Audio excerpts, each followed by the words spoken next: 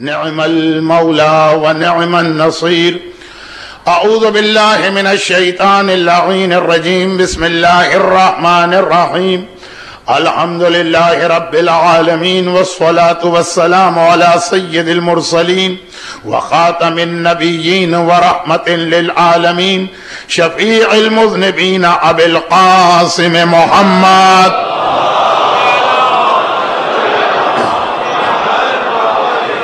وآله وأهل بيته وقطرته الطيبين الطاهرين المعصومين المظلومين المنتجبين الميامين، سيما على بقية الله في الأراضين وحجته على العالمين، الإمام المنتظر والحجة الثاني عشر، اللهم أجل فرجه وقرب زمانه وكثر أنصاره وأهلك أعداءه ولعنة الدائمة على أعدائهم أجمعين. أما بعد، فقد قال الله عز وجل في كتابه المبين وقرآنه المجيد: بسم الله الرحمن الرحيم. قد أفلح من زكاها وقد خاب من دساها، وقال: وأما من خاف مقام ربه ونهى النفس عن الهوى فإن الجنة هي المأوى. صلوات.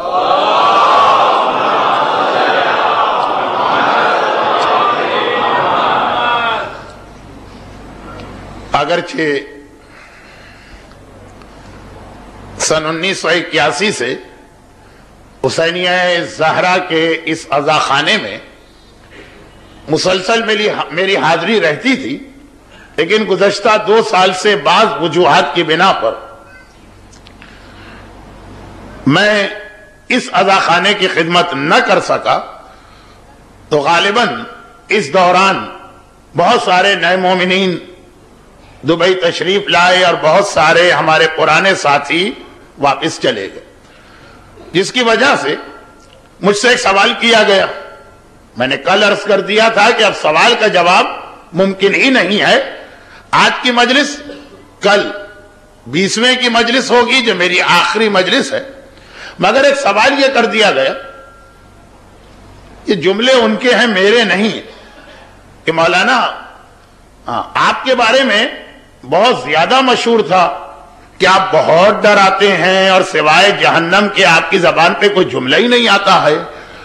آپ تو بڑی معقول سی مجلسیں پڑھ رہے ہیں، تو ہم نے تو بہت ساری نامعقول باتیں آپ کے بارے میں سنی ہوئی تھیں. وہ بھی بات صحیح تھی، اور شاید آج کی مجلس اس سوال کا جواب بن جائے کہ میرا اصل انداز اور رنگ کیا ہوتا ہے. کیونکہ آج کی رات شب جمعہ ہے. شب جمعہ ہر شخص کو اپنی قبر و موت خاص طور پہ یاد کرنا ہے، اور جو ہمارا اپنا اصل عنوان ہے تزکیہ نفس، جو ہمارا اصل عنوان ہے، اس میں شہادت کی رات کو، اور میں ابھی تک اس بات پہ نادم بھی ہوں، شہادت کی رات کو بالکل آخر مجلس میں ایک لطیفہ نما مثال آ گئی تھی. وہ اگر اس رات کو نہ آتی اور آج کی رات کو آتی تو زیادہ مناسب رہتا. تو اس عنوان تزکیہ نفس کے حوالے سے بھی جو اہم ترین طریقہ اسلام نے بتایا وہ بھی وہی موت کو یاد کرنا. تو شب جمعہ بھی ہے جو ہمارا عنوان چل رہا، اور اس کے لیے پہلے ایک چیز یہ یاد دلا دی جائے کہ ہم نے تزکیہ نفس کو ایک الگ عنوان کے طور پہ ان مجالس کے لیے اختیار نہیں کیا. تزکیہ نفس آیا، اصل عنوان یہ ہے کہ ظہور امام کی ایک اہم شرط، امام ظاہر نہیں ہوں گے جب تک کہ ہم اور آپ اپنے نفس کا تزکیہ کرنے کو تیار نہ ہو. اور اس کی بہت ساری دلیلیں اس سے پہلے کی مجالس میں عرض کر چکا ہوں. ابھی ہمارے اسٹیج سیکریٹری صاحب شاید یہ یاد دلا دیا کہ آج شب جمعہ تو مومنین زیادہ آئیں گے. زیادہ کا مطلب یہ کہ یہ وہ مومنین ہوں گے جو اس سے پہلے کی مجالس میں نہیں آ پائے تھے. تو یہ جو جملہ ہے کہ ظہور امام کی ایک شرط کہ اپنے نفس کو پاک کرنا، اور اس کو میں ایک اور جملے کے ذریعے پہلے واضح کر دوں.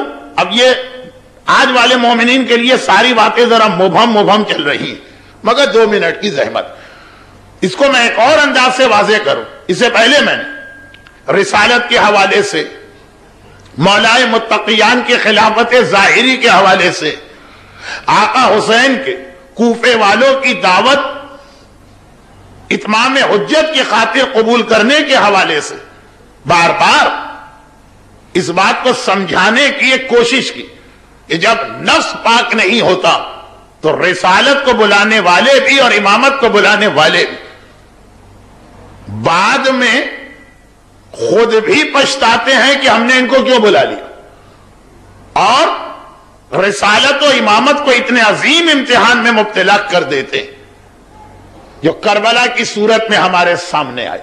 یہ باتیں بیان ہو چکی، لیکن چونکہ آج ایک خاص وجہ سے تزکیہ نفس کو ظہور امام کی ایک شرط، بلکہ اہم ترین شرائط میں سے ایک شرط قرار دیا جا رہا ہے، تو ایک چھوٹا سا اس میرے جملے کا ربط سن لیجیے۔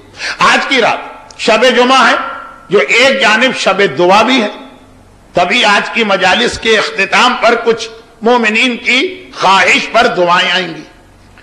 آج کی رات موت کو یاد کرنے کی رات بھی،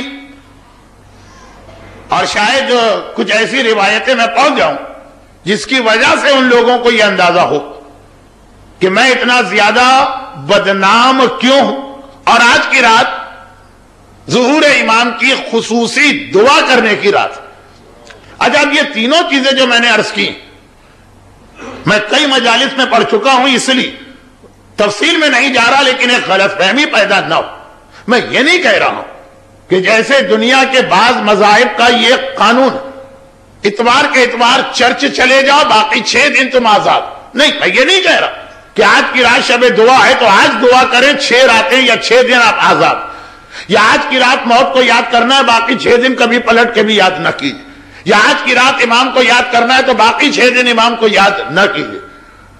وہ تو ہر لمحے ہر گھڑی یہ تینوں چیزیں مومن کے ساتھ، تینوں چیزیں۔ دعا، اچھا دعا تو مومن کرتا ہی ہے، کہ دعا تو اس وقت کرتا ہے جب وہ کسی پریشانی میں جاتا۔ آج کل امام زمانہ کو یاد کرنے کا بھی ایک طریقہ نکل آیا، میں وہ بےہودہ لفظ استعمال نہیں کر رہا ہوں فیشن کا، لیکن بہرحال امام زمانہ کی یاد بڑھ گئی، اور لوگ یاد بھی کرتے ہیں عام زندگی میں، لیکن شب جمعہ، ہاں موت ایک ایسی چیز کہ شب جمعہ بھی لوگ یاد کرنے کو تیار نہیں ہے، تو عام زندگی میں کیا یاد کیا جائے۔ اس لیے میری تقریر میں اس چیز کی زیادہ تاکید آئے گی جو آج کی مجلس، لیکن پہلے میں امام کے حوالے سے ایک بات آپ کے سامنے خود امام کے تاریخی حالات میں پیش کروں۔ ایک تو میں نے ابھی بتایا کہ ائمہ طاہرین کو دیکھیے، جہاں لوگوں نے نفس پاک کیے بغیر امام کو بلائے۔ ابھی کتنی بار جملہ کہوں، وہ بلانے والے بھی پچھتائے کہ ہم نے ان کو کیوں بلا لیا۔ مولا کی بیعت جس انداز سے خلافت ظاہری میں ہوئی، وہی لوگ بعد میں پچھتا رہے، تو وہ تاریخ دہرائی نہ جائے، تو امام کہہ رہے پہلے اپنے نفس کو پاک کرو پھر مجھے بلانا۔ اور دوسری جانب ایک اور انداز سے یہ پیغام ملا، اور وہ کیا انداز ہے؟ زمانے کے امام کا سب سے زیادہ تذکرہ ہمارے 10ویں امام امام علی نقی علیہ افضل الصلاۃ والسلام نے کیا۔ شاید یہ لفظ میں غلط کہہ گیا کہ سب سے زیادہ تذکرہ نہیں، سب سے زیادہ تیاری۔ تذکرہ تو ہر امام معصوم نے کیا، حتی رسول خدا نے کیا، بلکہ جو سوال ہمارے یہاں بچے اکثر ہم سے کیا کرتے ہیں، سب سے پہلا یہ سوال تاریخ اسلام میں کس نے کیا اور کس سے کیا؟ بچے ایک سوال مجھ سے اکثر کیا کرتے ہیں، اور مجھ سے کیا علماء سے بھی کرتے ہیں، میں تو پھر بھی ایک طالب علم، مولانا ظہور امام کی کتنی نشانیاں رہ گئی، کیا نشانیاں ہیں، کب امام آئیں گے؟ میں اس طرف جا ہی نہیں رہا ہوں، یہ اتنا بڑا موضوع اور اتنا زیادہ میں نے مجلسیں پڑھی ہیں کہ پھر میں پھسلتا کہیں کا کہیں پہنچ جاؤں گا کل آخری تقریر۔ لیکن میرا سوال یہ کہ تاریخ اسلام میں سب سے پہلے یہ سوال کہ ظہور امام کی نشانیاں کیا، کس نے کیا اور کس سے کیا؟ اور تاریخ اسلام سے میری مراد ہے پیغمبر کی تاریخ، ما قبل کے انبیاء نہیں۔ تو بڑی عجیب روایت ہمارے پاس ہے بہار الانوار کہ سب سے پہلے یہ سوال کہ ظہور کی نشانیاں کیا رسول خدا نے کیا اور اللہ سے کیا. جب پیغمبر ملاقات کے لیے 7ویں آسمان پہ گئے اور وہاں پہنچے کہ جہاں جبرائیل بھی ساتھ چھوڑ کے چلے گئے، یہ کہہ کر کے اب میں ذرا انگشت شہادت کی پہلی پور کے برابر تو میرے بالوں پر جل کے رہ جائیں گے. اور پھر پیغمبر آگے گئے اور ایسی منزل پہ پہنچے کہ قرآن نے کہا قاب قوسین او ادنا، 2 کمانوں یا اس سے کم کا فاصلہ رہ گیا. خدا کا جسم نہیں ہے، یہ جسمانی فاصلہ مراد نہیں ہے، لیکن روایت نہیں پڑھ رہا ہوں، معراج میرا عنوان بھی اس سال نہیں، لیکن اس میں ایک جملہ آتا کہ جب پیغمبر واپس آنے لگے تو خدا نے یہ بتایا کہ میں تمہاری اولاد میں کس طرح سے 12 امام بھیجوں گا. 12واں جو ہوگا وہ معراج کی رات. ابھی معراج سے پہلے شریعت نہیں آئی تھی. معراج کے سفر کا مقصد تھا حلال و حرام کے احکامات لے کے آپ تک پہنچانا. مگر جب یہ جملہ آیا کہ 12 اولاد تمہاری اولاد سے مہدی ہوں گے اور آخری وہ ہوگا جو دنیا سے ظلم کا خاتمہ کرے گا، تو پیغمبر رک گئے. واپس آ رہے ہیں، چلنے لگے تھے، رک گئے. خداوندہ اس کے آنے کی نشانیاں کیا ہوں گی اور کیسے پتا چلے گا وہ آنے والا؟ تو معلوم تاریخ اسلام میں، یہ شاید اردو میں غلط بول گیا، نون اسلامک ہسٹری میں پہلی مرتبہ یہ سوال رسول خدا نے کیا اور اللہ سے کیا کہ یہ بتا دے کہ کب وہ آئے گا، اس کی نشانیاں کیا ہے. تو خدا نے 22 نشانیاں بتائیں، جن میں سے 22ویں نشانی بہت اہم، لیکن میں اس کو اس طرف جانا ہی نہیں چاہتا ہوں، اس کو اس روایت کو اس لیے پڑھنا ہی نہیں چاہتا ہوں کہ آلریڈی میں کتنی نامکمل روایتیں پڑھ چکا ہوں جسے آج اور کل 2 دن میں مکمل کرنا. لیکن اس کے اندر جو پہلی نشانی بتائی گئی تھی وہ چونکہ میری اس روایت سے ملتی جلتی ہے، اس کا ایک حصہ جس کا آج جواب دینا، کہ جب رفع العلم وظہر الجہل وقل الفقهاء الحاد وکثر الفقهاء الضالة الخونة، جب علم اٹھ جائے گا جہالت دنیا میں پھیل جائے گی. جب ہدایت دینے والے فقیہ قلہ اتنے کم رہ جائیں گے کہ انگلیوں پہ گنے جائیں.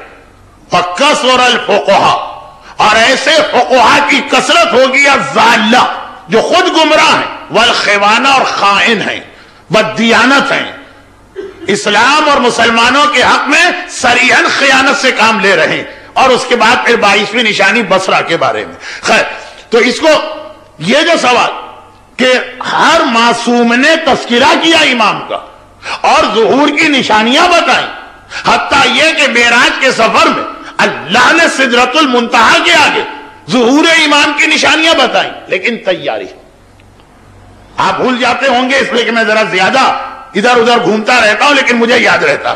تیاری کے اعتبار سے سب سے زیادہ تیاری 10ویں امام نے کروائی، کیونکہ کامن سینس 10ویں امام کے فوراً بعد غیبت شروع ہو رہی.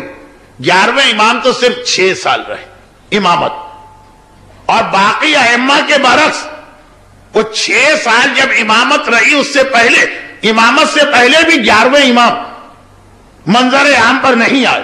اتنا انہیں لوگوں کی نگاہوں سے چھپا کے رکھا گیا کہ بہت سے لوگ تو یہ سمجھ رہے تھے کہ امامت کا منصب ملے گا سید محمد کو، 10ویں امام کے دوسرے بیٹے، بلد میں جن کا روضہ اور بڑی عقیدت کے ساتھ صاحبان ایمان وہاں پہ قربانیاں کرواتے ہیں، ہر ظاہر جانتا. اور اس مجمع میں تو آدھے سے زیادہ مجھے وہ ظاہر نظر آ رہے ہیں جو کربلا حال ہی کے 3-4 سالوں میں گئے، 25-25 30 سال پرانے والے نہیں. تو وہ جو بلد میں سید محمد 10ویں امام نے ہر جگہ ان کو سامنے رکھا تھا. عوام کے ذہن میں، عوام سے مطلب اپنے مومنین، ان کے ذہن میں تھا کہ یہ امام بننے والے، اور یہ مقصد تھا 11ویں کو دشمنوں کی نگاہوں سے چھپا کے رکھنا. جب باپ کی زندگی میں سید محمد کا انتقال ہو گیا، صرف 1 سال ہی تو تھا باپ اور بیٹے کی موت میں، تب 11ویں امام ذرا سا سامنے لائے گئے کہ لوگ ان کو بالکل ہی نہ جانے تو امام برحق کا انکار کرے. اور پھر 6 سال وہ امامت جو تھی وہ ساری قید میں گزری. یہ تو آپ سنتے رہتے ہیں، ایام ازا کی آخری مجلس تو ہوتی ہی 11ویں امام کی شہادت کی، مگر 11ویں کے لوگوں کی نگاہوں سے پوشیدہ رہنے کی بنا پر 10ویں امام کی 2 تیاریاں بہت مشہور ہیں، دونوں آج کی مجلس میں آ رہی ہیں. ابھی پہلے والی تیاری ہو جائے پھر ہم دوسری پہ جائیں گے. تو اب 11ویں کے پوری زندگی لوگوں کی، مومنین کی، شیعان حیدر کرار کی نگاہوں سے غائب ہونے کی بنا پر 10ویں نے زیادہ تذکرہ و تعارف کرایا. چنانچہ جب بار بار 12ویں کا تذکرہ 10ویں کی زبان پہ آ رہا، 12ویں کی خصوصیات، 12ویں کی ظہور کی نشانیاں، 12ویں کے لیے تیاریاں، 12ویں سے مدد حاصل کرنے کا طریقہ. بھائی آج ہم بے شک ہمارا امام نگاہوں سے غائب ہے لیکن لاوارث نہیں ہے کوئی ہمارا والی، ہے کوئی ہمارا سرپرست، ہے کوئی ہمارا محافظ، ہے کوئی ہماری تکلیف میں ہم سے زیادہ تڑپنے والا. تو اگر کبھی اس کی مدد چاہیے تو 3 اصول بتائے نا. واقعہ اتنا مشہور ہے کہ خالی اتنا اشارہ بھی مجھے بہت معذرت کے ساتھ کرنا پڑ رہا ہے کہ آپ کا ٹائم ویسٹ نہ ہو. جو 3 چیزیں بتائیں امام زمانہ نے جو مجھ سے مدد چاہتا ہے یہ 3 کام کر، اس میں تیسری اور آخری چیز 10ویں امام نے بتائی تاکہ غیبت شروع ہونے سے پہلے کورس مکمل ہو جائے. ٹھیک ہے، نماز شب پہلی چیز ہے وہ رسول خدا کے دور میں آئی، زیارت عاشورہ دوسری چیز ہے جو چھٹے امام کے دور میں آئی. لیکن امام زمانہ کو پکارنے کے لیے ابھی کافی نہیں ہے، زیارت جامعہ چاہیے، وہ 10ویں امام نے بتائی. تو اب یہ کہ 10واں امام ساری چیزوں کو مکمل کر رہا ہے. جب بہت ذکر ہونے لگا تو کسی نے سوال کر لیا کہ مولا آپ اپنے پوتے کا اتنا تذکرہ کر رہے ہیں اور اس انداز سے اس کے فضائل بتا رہے ہیں، ذرا بتائیے کہ ان کی حقیقی شان کیا ہوگی. تو وہ جواب دیا جو اکثر علماء و ذاکرین اپنے خطبے میں پڑھتے ہیں.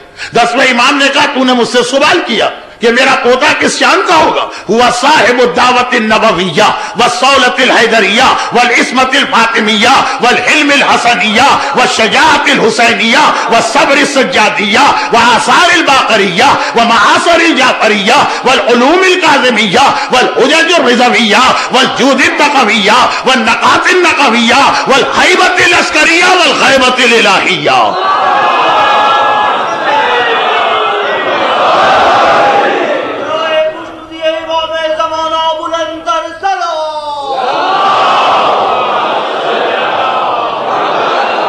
نبی کی شان ہوگی، حیدر کرار کی شان و شوکت، فاطمہ کی طرح سے معصوم، حسن مجتبیٰ کی طرح سے صاحب علم، حسین کی طرح سے شجاع، سجاد کی طرح سے صبر کرنے والا، باقر و جعفر کی طرح دنیا تک اسلام کے آثار پہنچانے والا.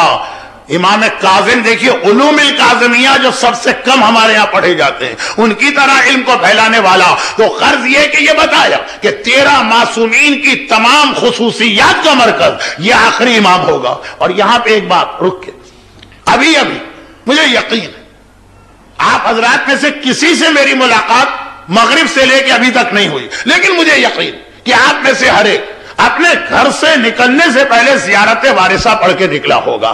آج کی رات شب جمعہ، آقا حسین کو سلام کرنے کی رات، 1,24,000 انبیاء اس وقت شب جمعہ آقا حسین کی زری کے سرہانے کھڑے سلام کر رہے ہیں. آج کی رات تمام ملائکہ کربین، تمام ملائکہ مقربین آقا حسین کے روضے میں ہیں. ہم بہت دور ہیں لیکن کیا فرق پڑتا. مسلم ابن عقیل کی جانب جب جلاد کی تلوار دارالامارہ کی چھت پہ چڑھی تو مسلم بھی تو حسین سے بہت دور تھے. ایک مرتبہ رخ کیا راہ کوفہ کا اور وہیں سے سلام کیا. تو ہم یہاں اپنے گھروں سے آج آقا کو سلام کر کے آتے ہیں. زیارت وارثہ کیا؟ وہ مومنین جو بہت دور سے یہاں تشریف لا رہے ہیں، کیونکہ شارجہ میں پورا اچھا پڑھ چکا ہوں 4 سال پہلے، ان سے میری معذرت. ایک ہی جملہ، زیارت وارثہ کیا؟ زیارت وارثہ آقا حسین کو سلام بھی، زیارت وارثہ مکمل اسلام کی تفسیر بھی ہے. اسلام کیا ہے اگر آپ کو سمجھنا ہے زیارت وارثہ سمجھے. اور زیارت وارثہ اپنی جگہ ایک بہترین دعا بھی، بہترین دعا بھی. اگر کسی کو 2 مسئلے پیش آئے اور پھر وہ زیارت وارثہ پڑھ کے دیکھے، روزانہ روزی کا مسئلہ اور جان کی سلامتی کا مسئلہ، تو یہ بہترین دعا بھی. اور اگرچہ میں اعلان نہیں کرنا چاہتا لیکن کل 1:30 بجے دوپہر کو ایک مجلس میں پڑھ رہا ہوں، وہاں پہ اس کی وجہ آئے گی جو آج کے موضوع سے بالکل غیر متعلق. تو زیارت وارثہ کے یہ 2 بڑے فائدے، روزی کا اور جان کی سلامتی کا ضامن بنتی ہے یہ زیارت اگر روزانہ گھر سے نکلنے سے پہلے پڑھے. مگر آج کی شب جمعہ ہر مومن اور مومنہ کو 1,24,000 انبیاء اور 13 معصومین اور ملائکہ مقربین کی پیروی میں اپنے گھر میں یہ زیارت پڑھنا. تو اس زیارت میں آپ کیا کہتے ہیں؟ آقا کون ہے؟ آقا آدم صفی اللہ کے وارث ہے، آقا نوح نبی اللہ کے وارث ہے، آقا ابراہیم خلیل خدا کے وارث ہے، آقا موسیٰ کلیم خدا کے وارث ہے، آقا عیسیٰ روح اللہ کے وارث ہے، آقا اپنے جد حبیب اللہ کے وارث ہے. زیارت وارثہ بتاتی ہے آتیتہ مواریث الانبیاء کہ تمام انبیاء کی میراث حسین کے پاس آئی. اور 10ویں امام کی حدیث بتاتی ہے 13 معصومین کی میراث امام زمانہ کے پاس آئی ہے. ایک سرا حسین، ایک سرا امام زمانہ ہے. تمام انبیاء اور ائمہ ایک جگہ پہ جمع ہو جائیں گے.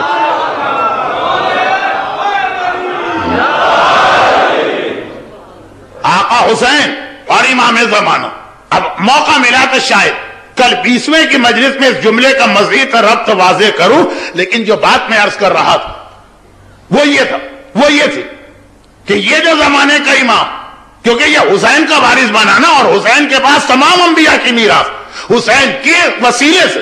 جملہ مجھے یہ کہنا تھا کہ حسین کے وسیلے سے امام زمانہ تمام انبیاء کا بھی وارث بنا اور تمام معصومین کا بھی وارث بنا، مگر انتظار کر رہا ہے کہ ہم اور آپ اپنا نفس پاک کریں تب وہ ظاہر. اور خدا نے یہ پیغام دو انداز سے دیا.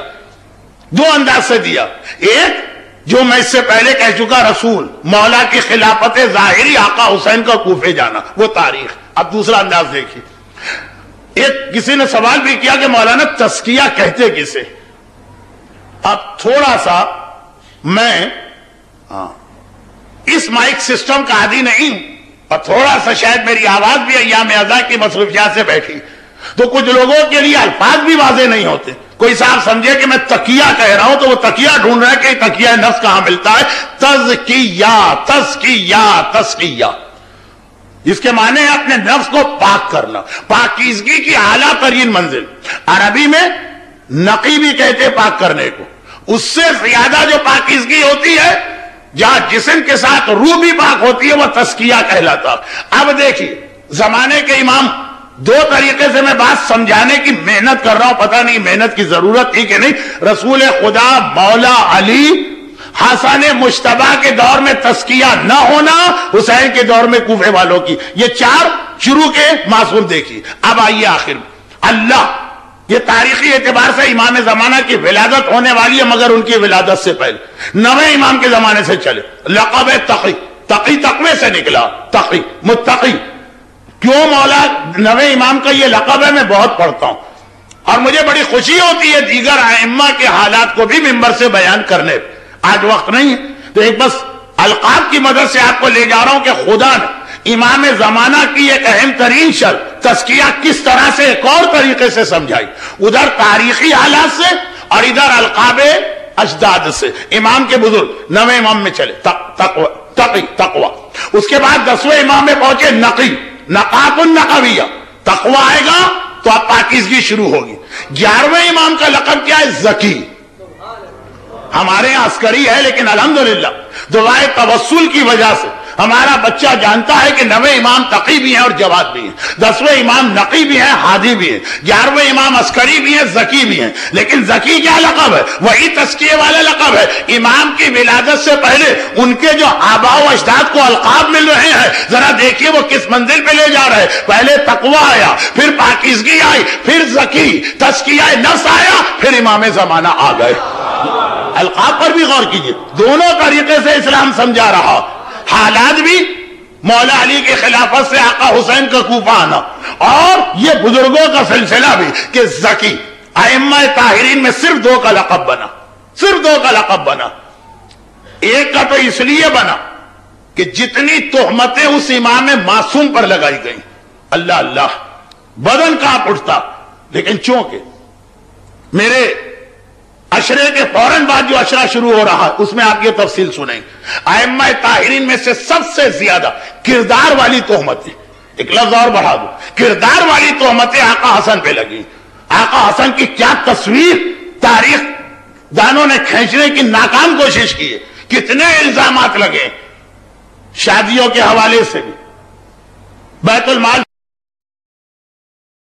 گھر میں بیٹھ کر بظاہر تلوار نہ اٹھانے کے حوالے سے بھی. اب وہ لفظ میں اپنی زبان پہ نہیں لانا چاہتا جو مغربی دنیا میں چھپنے والی ایک کتاب میں جو کسی مسلمان نے لکھی، امام زمانہ کے امام حسن کے لیے ایک لفظ استعمال کیا۔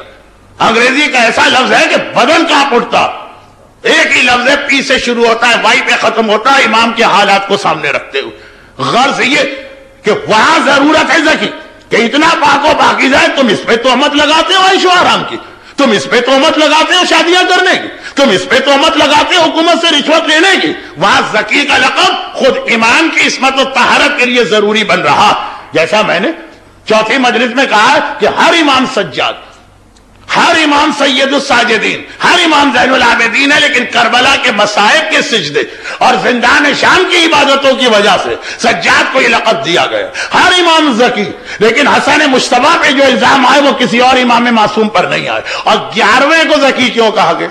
11ویں پہ تو ایسی کوئی تہمت ہی نہیں لگی۔ 11واں تو دنیا کے سامنے صرف 1 سال کے لیے آیا، اس سے پہلے بھی وہ گھر میں رہا اور اس کے بعد بھی وہ زندان میں رہا سامرہ کے، صرف 1 سال۔ اور وہ جو بچپنے کا ایک واقعہ آتا وہ بھی ایسا واقعہ کہ کوئی تہمت لگ ہی نہیں سکتی۔ جو علماء 7 سفر کو امام حسن کی مجلس پڑھیں گے، جو علماء 8 ربیع الاول کو 11ویں امام کی مجلس پڑھیں گے، میں یہ موضوعات ان کے لیے چھوڑے دے رہا ہوں، لیکن ایک واقعہ، بچپنے کی عمر ہے اور بہلول جہنم کے خوف سے رو رہے، پورا واقعہ آپ کے ذہن میں۔ یہ پوچھا بھی کہ کیوں رو رہے، کھیل کیوں نہیں رہے، تو یہی جواب دیا ہم کھیلنے کے لیے پیدا نہیں ہوئے۔ ارے تم تو ابھی اتنے چھوٹے نابالغ ہو، بہلول کو پتہ ہی نہیں کہ یہ معصوم امام ہے، وہ تو ایک بچہ بھی کو سمجھے 6 سال کا بچہ، تب بھی جواب یہ تھا کہ جہنم کی آگ میں چھوٹی لکڑیاں بھی ہوں گی۔ اب یہ دیکھیں جس امام کا بچپنا اس جملے سے شروع ہو رہا، ہمیں پتہ ہے یہ اپنے لیے جملے نہیں۔ اگر آج آپ دعائے کمیر پڑھ کے آئیں تو آپ کے ذہن میں ایک لمحے کے لیے خیال نہیں ہوگا کہ مولا اپنے لیے ڈر رہے اور اپنے لیے رو رہے اور اپنے لیے جہنم کی آگ کی فریاد کر رہے۔ تو 11ویں کا جملہ کہ میں نے اپنی مادر گرامی کو دیکھا کہ جب وہ چولہا روشن کرتی، اگر بڑی لکڑیاں آگ نہ پکڑیں تو پہلے چھوٹی لکڑیوں میں آگ لگاتی ہے، اس سے بڑی لکڑیوں کو جلاتی ہے۔ میں ڈرتا ہوں کہ کہیں جہنم کی وہ چھوٹی لکڑی نہ بن جائے۔ ارے یہ جملہ ایسا ہے کہ زبان پہ آ نہیں سکتا، دماغ میں خیال پہنچ نہیں سکتا، لیکن 11ویں نے کہا اس کا ایسا کردار کہ دنیا کو کوئی الزام لگانے کی ہمت نہ پڑی۔ ان کو زکی کیوں کہا گیا؟ دوسرے تو سمجھ میں آئے کہ اتنے الزامات آقا حسن پہ لگے، اتنے الزامات، مگر ان پر کیوں؟ تو ایک پیغام مکمل نہیں لیکن موضوع کہ زکی، کہ جب زکی باپ ہوتا ہے تو پھر بیٹا دنیا میں آتا ہے۔ اگر صاحب ایمان زکی بنے گا پھر اس کا آقا اور مولا اس کے سامنے آنکھوں کے سامنے آ جائے گا۔ تو ظہور ایمان کی شرط تزکیہ۔ خالی عنوان کا جملہ میں پڑھ رہا تھا، آدھا گھنٹہ شاید نکل گیا، آدھا گھنٹہ تو نہیں 25 منٹ، خالی عنوان کا جملہ۔ مگر یہ تزکیہ نفس ہوتا کیسے؟ جو ظہور ایمان کی ایک اہم ترین شرط اور ظہور امام کے لیے ایک اہم ترین دعوت، یہ ہوتا کیسے؟ اب وہی بھونڈا سا لطیفہ کہ کسی نے جا کے پوچھا کسان سے کہ تمہارے پڑوسی کیسے؟ کہا بہت شریف۔ تو کہا کہ اگر شریف ہے تو یہ تم نے بندوق کیوں رکھی ہے رائفل؟ کہا ان کو شریف رکھنے کے لیے۔ اسی طرح سے صاحب ایمان کو شریف رکھنے کے لیے، اس کے نفس کا تزکیہ کرنے کے لیے ایک پیغام اسلام بار بار دے رہا، اور وہ اب سمجھیے میرے اس جملے کی مدد سے پہلے علی نے یہ پیغام اپنے انداز سے دیا، بیچ والے علی نے یہ پیغام اپنے انداز سے دیا، آخری علی نے یہ پیغام اپنے انداز سے دیا، اور سب سے زیادہ مشکل مرحلہ آخری علی کا ہے۔ پہلے علی کو معلوم ہے کہ میری ساری باتیں سن کے بھی یہ نہ بدلے تو میرے بعد میرا بیٹا آ رہا ہے، میرا پوتا آ رہا ہے، میرا پر پوتا آ رہا۔ بیچ والے علی زین العابدین کو پتا ہے کہ اگر میری بات سے یہ نہ سنبھلے تو میرے بعد میرا بیٹا باقر آ رہا ہے، میرا پوتا جعفر صادق آ رہا ہے، میری اولاد کے معصوم امام آ رہے ہیں۔ آخری علی کا مسئلہ سب سے مشکل ہے کہ اگر ابھی بھی یہ نہ سنبھلے اور نفس کو پاک کرنے کے لیے تیار نہیں ہوئے تو ان کے بعد تو امامت غیبت میں جا رہی ہے۔ اگر میری زبان سے اثر نہ لیا تو پھر کون ہوگا جس کی زبان سے یہ اپنے آپ کو بدلیں گے؟ تو سب سے زیادہ مشکل مسئلہ، سب سے مشکل مرحلہ آخری علی کا، مگر تینوں علی، میری تقریر صرف علی کے عنوان پہ چل رہی ہے کیونکہ عشرہ چوتھے امام کا ہے تو پہلا علی، بیچ والا علی، آخری علی۔ پہلا علی کون؟ کسی نے جا کے کہا یا امیر المومنین میرا دل چاہتا ہے کہ میں گناہ کروں. یہی جملہ کسی نے جا کے چوتھے امام سے بھی کہا. حدیث آ گئی تھی بخاری یاد دہانی کرانا. لیکن 10ویں امام تک ماحول بدل چکا. مولا علی سے چوتھے امام تک صاحب ایمان میں ابھی اتنی شرم اور حیا ہے کہ اگر گناہ کرنا چاہتا ہے تو امام سے جا کے پوچھ لیتا, مولا میں گناہ کرنا چاہتا ہوں, ہے کوئی طریقہ؟ یہ یاد رکھیے, مومن کا مزاج ہمیشہ ایک جیسا ہوتا. آج بھی لوگ آتے ہیں, ہم جیسے طالب علموں سے بھی یہی کہتے ہیں, مولانا مجھے بینک میں نوکری کرنا ہے, کوئی ایسا طریقہ کہ بینک کی نوکری میرے لیے حلال ہو جائے. مقصد یہ نہیں ہوتا کہ شرعی مسئلہ بتائیے, مقصد یہ ہوتا ہے سلینگ لینگویج میں کوئی کھانچہ ایسا بتائیے کہ ہم مطمئن بھی ہوں اور یہ ہمارے لیے جائز بھی ہو جائے. مولانا ہمیں رشوت دینا ہے, حالات ایسے اور ماحول ایسا اور زمانہ ایسا. مولانا ہمیں کھلا بزنس کرنا, اس کے اندر ہر چیز تو حلال کی نہیں, جھوٹ تو بولنا پڑے گا, غلط بیانی تو کرنا پڑے گی. تو اب ایسا نہیں ہے کہ آج ہم جیسے طالب علم ہیں تو لوگ آ کے پوچھ لیتے, مرجے سے جا کے بھی پوچھتے. ارے مرجے پھر بھی کوئی حیثیت نہیں رکھتا, امام معصوم سے پوچھتے, لیکن پوچھتے. 10ویں امام تک تو زمانہ ایسا آ گیا کہ اب مومن کسی سے پوچھنے کی زحمت بھی گوارا نہیں کرتا. وہ تو سمجھتا ہے کہ مجھے بالکل اجازت ہے, مجھے پرمٹ دے دیا گیا. دیکھیں جن لوگوں کے پاس کسی پابندی سے بچنے کا پرمٹ ہو وہ تو اپنی جیب میں رکھ کے گھومتے رہتے. ہمارے یہاں زمانے میں کرفیو بہت لگتا تھا. اب ایک آدمی نے کرفیو پاس بنا لیا جیب میں, جہاں کسی نے مانگا پولیس والے نے کھٹ سے دکھا دی. ایسے ہی ایک پرمٹ گناہوں کا ہم نے اپنے پاس خود بنا لیا کہ ہر گناہ کرو, اہل بیت کی سیرت کے خلاف جا کے گناہ کرو اور پھر ان کی طرف سے تمہیں اجازت. وہ تو کہیے کفن میں کوئی جیب نہیں ہے, ورنہ ایک وصیت ہوتی کہ ہماری کفن کی جیب میں یہ پرمٹ رکھ دینا, قیامت کے دن دکھائیں گے فرشتوں کو. خیر مولا سے آ کے اس نے, مولا نے بہت آسان جواب دیا. شب جمعہ, تزکیہ نفس کا طریقہ, ساری چیزیں اس میں جمع ہو رہی. تو بہت آسان, گناہ کرنا ہے نا, جاؤ اپنے گھر میں آگ روشن کرو اور پھر اس آگ میں جا کے آرام سے بیٹھے جاؤ. ہم کون سے ابراہیم خلیل خدا ہیں کہ ہمارے لیے آگ گلزار بنے گی؟ ہم کون سے ہارون مکی جیسے پکے عقیدے والے ہیں کہ وہ آگ ہمارے لیے گلستان بن جائے گی؟ امام نے کہا جاؤ جا کے بیٹھ جاؤ, اور جتنی دیر تک اس آگ میں بیٹھو اتنی دیر سمجھو تمہیں گناہ کی اجازت. لیکن صحیح معنوں میں آگ دہکاؤ, یہ نہ ہو کہ ٹیمپریچر بہت کم رکھا کہ گناہ کی اجازت بھی مل جائے اور مولا کے نام سے فائدہ بھی اٹھا. اور مولا نے کہا یاد رکھو.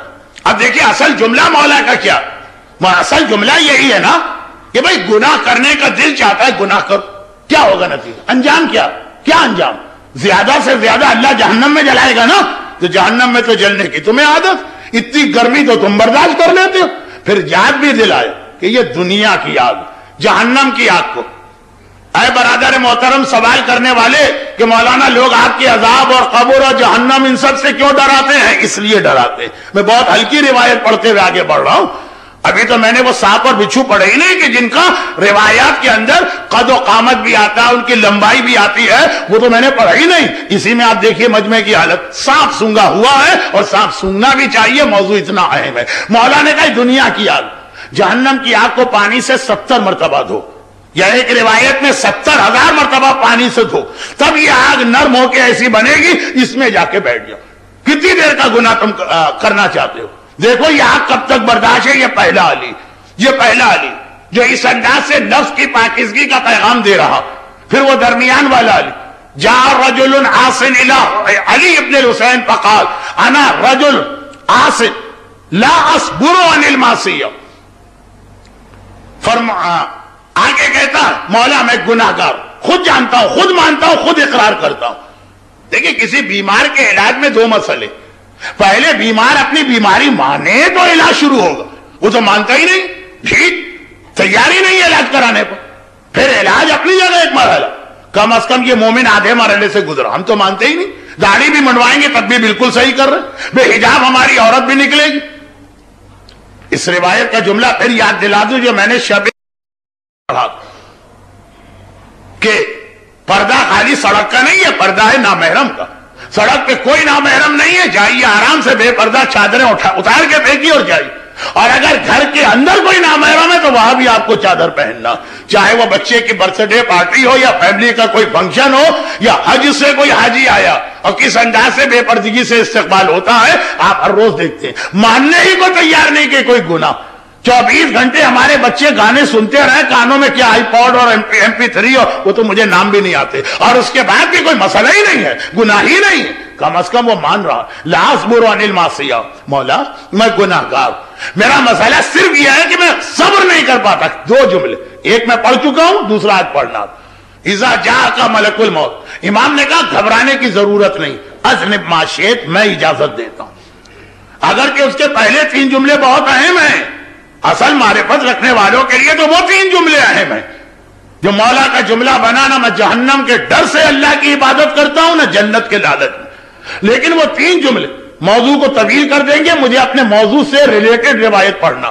یہی 2 جملے تو کہے جا کا ملک الموت لیقبض روحک فاصفح عنہ، جب ملک الموت آ جائے تو اسے بھگا دینا، بھاگ جاؤ یہاں سے، میں مرنے کو تیار نہیں، اپنی مرضی سے مروں گا، اپنے طریقے سے مروں گا. ہے نا کچھ کتابوں میں کہ حضرت موسیٰ نے ملک الموت کی آنکھ پھوڑ دی تھی اسی وجہ سے کہ وہ روح قبض کرنے آیا. بن جاؤ تم بھی ایسے ہی، ایسے جھوٹی روایت والے. یہ امام فرما رہے ہیں جملے میرے ہیں، ذرا سا انداز بےہودہ ہو جاتا ہوگا تو معاف کر دیجئے، لیکن امام کا مقصد یہی، آ جائے ملک الموت بھگا دینا. میں نہیں مرتا، جاؤ کسی اور کی روح قبض کرو، تم میں یہ ہمت کیسے ہوئی میرے پاس آؤ. اور اذا ادخلک مالک فی النار فلا تدخل فیہ، جنت کے دروغہ کا نام ہے رضوان، جہنم کے دروغہ کا نام ہے مالک. مالک جہنم میں داخل کرے فلا تدخل فیہ، کہنا میں نہیں داخل ہوتا، میں نہیں جاتا اس جیل میں. اتنی طاقت ہے. یہ ہوا بیچ والا علی، آخری علی تک پہنچی. بات کو بہت جلدی جلدی مجھے اختتام پہ لے جانا. تزکیہ نفس کا طریقہ بتا رہے ہیں. کسان کے گھر میں وہ کون سی رائفل ہے جو پڑوسیوں کو شریف رکھتی ہے؟ مومن کے گھر میں وہ کون سا ہتھیار ہو جو اس کو شریف رکھتا ہے؟ وہ گھر کی آگ جو یاد دلائے کہ جہنم کی آگ. ملک الموت اور جہنم کا یہ والا تصور جو ابھی ابھی آپ دعائے کمیل میں پڑھ کے آ رہے ہیں. دعائے کمیل میں جنت کے جملے کتنے ہیں گنیے گا، اور جہنم کے جملے کتنے وہ بھی گنیے گا.